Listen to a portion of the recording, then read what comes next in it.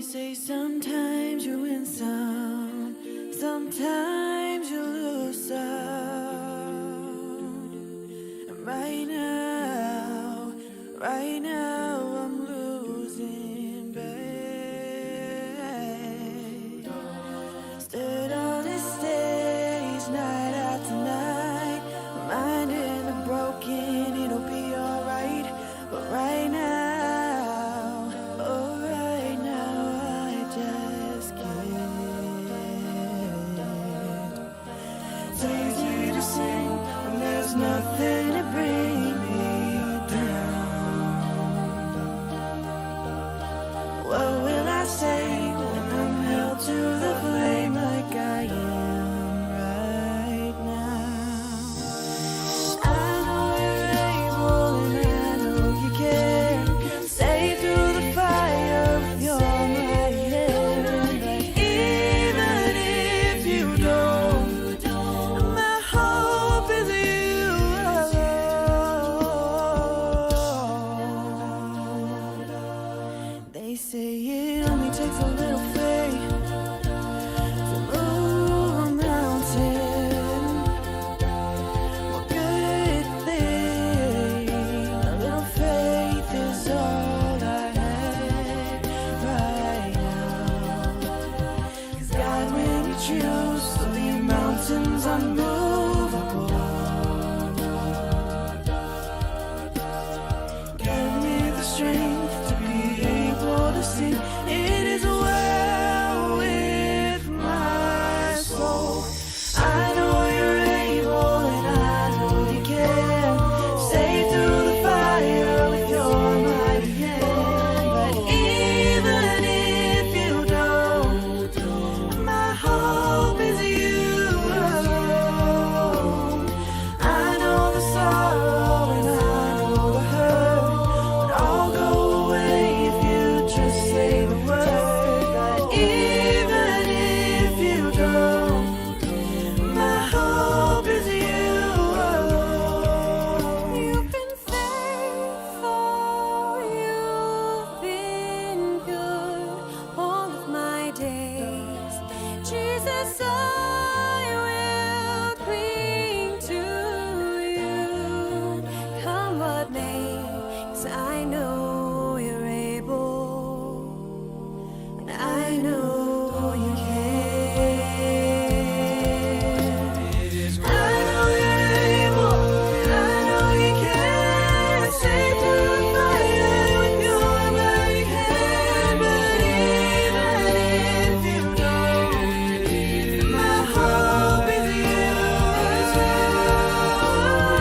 I know the sorrow, I know the hurt will all go away if you just say the word. But even if you don't, my hope is you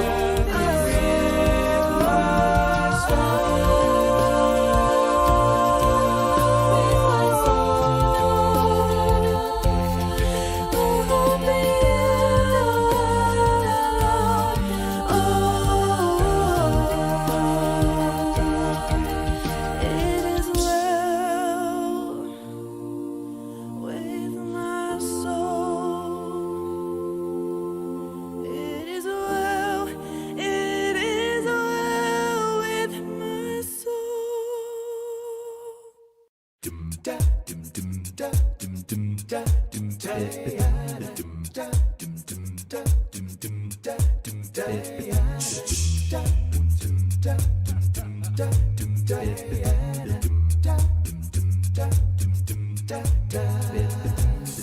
I keep trying to find a life on my own apart from you.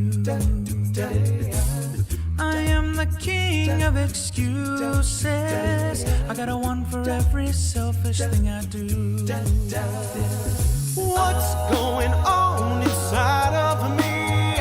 I despise my own behavior. This only serves to confirm my suspicion that I'm still a man in need of a savior. I wanna be in the light as you are in the light. I wanna shine like the stars in the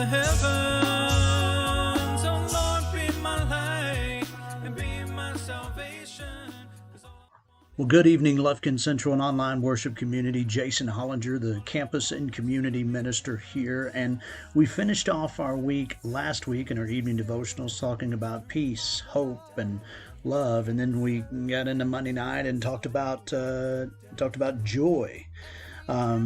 Then Tuesday night, we looked at the word generosity. And, of course, we took a break Wednesday night with our midweek message. Encourage you to go back and watch any and all of those that you can.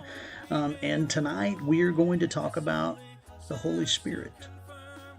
The Holy Spirit. What is it? What is it for? How does it benefit us? All those things about it. I think the Holy Spirit is one of those that if we could spend some more time on getting to understand a little bit more. Now, that doesn't mean we're going to understand it in every way, but if we could dedicate some time to understanding just why Jesus said, hey, when I leave, I'm going to leave my Spirit for you. Well, maybe we can begin to unpack that right after this time in worship. Your light broke through my night, restored exceeding joy. Your grace fell like the rain and made this desert live. You have turned my mourning into dancing. You have turned my sorrow into joy. You have turned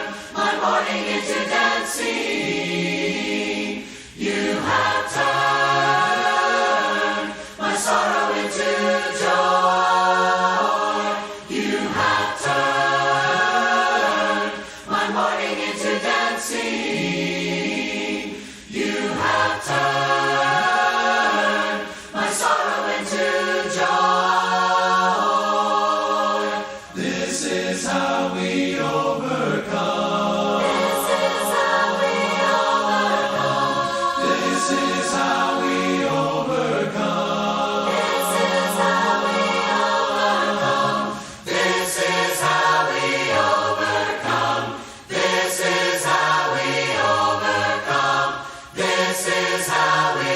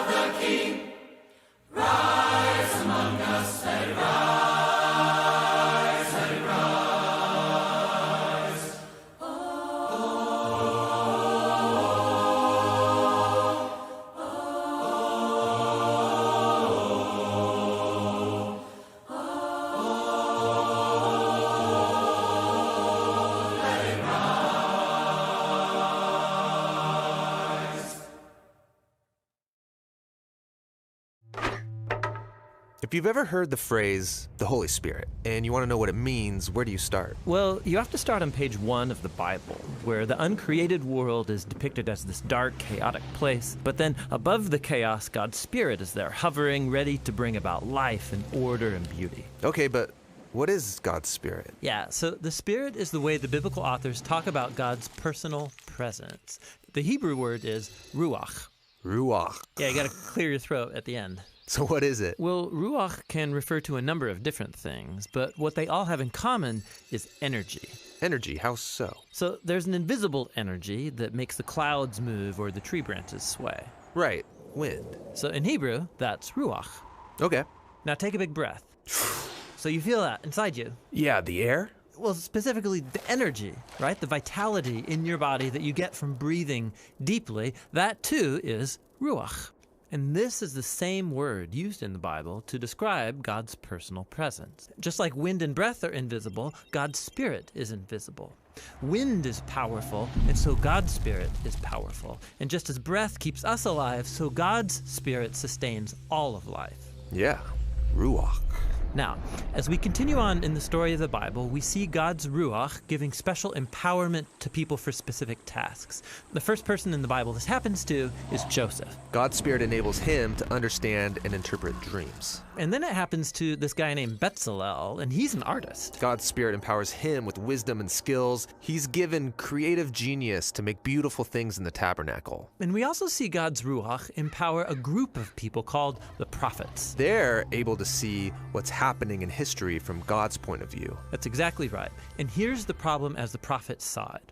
While God's Ruach had created a really good world, humans have given in to evil. They've unleashed chaos into it through their injustice. A new type of disorder. Yes, and the prophet said the Spirit would come, just like in Genesis 1, but now to transform the human heart, to empower people to truly love God and others. How will this new act of God's Spirit happen? Well, centuries pass, and we are introduced to Jesus. And at the beginning of his mission, there's this beautiful scene where Jesus is being baptized in the waters of the Jordan River. Yeah, the sky opens up and God's Spirit comes and rests on him like a bird. This story is saying that God's Spirit is empowering Jesus to begin the new creation. And we see this happening when he heals people or forgives their sins. He's creating life where there once was death. Now, Israel's religious leaders oppose Jesus, and they eventually have him killed. But even here, God's Spirit is at work. The earliest disciples of Jesus, who saw him alive from the dead, said it was God's energizing Spirit that raised Jesus. This is the beginning of new creation. Yes, and it's still going. When Jesus appeared to his closest followers, he breathed on them and said, "Receive the Holy Spirit." And soon after that, the Spirit powerfully comes on all of his disciples. So that they can become a part of this new creation and share the good news and learn how to live by the energy and influence of God's Spirit. And so, today, the Spirit is still hovering in dark places. Yes, pointing people to Jesus, transforming and empowering them so they can love God and others. And the Christian hope is that the Spirit is going to finish the job. The story of the Bible ends with a vision of a new humanity, living in a new world that's permeated with God's love and life-giving Spirit.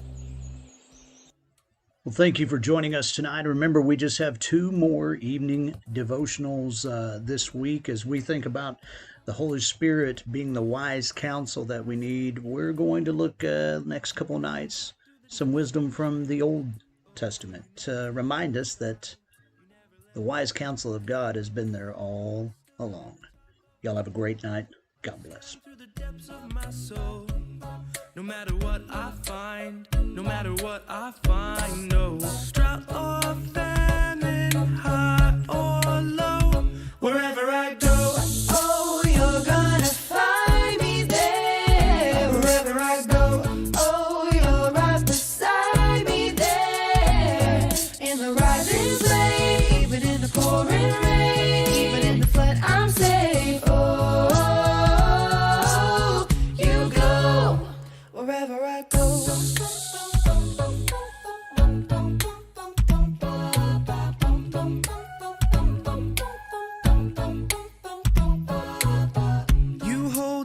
pieces together.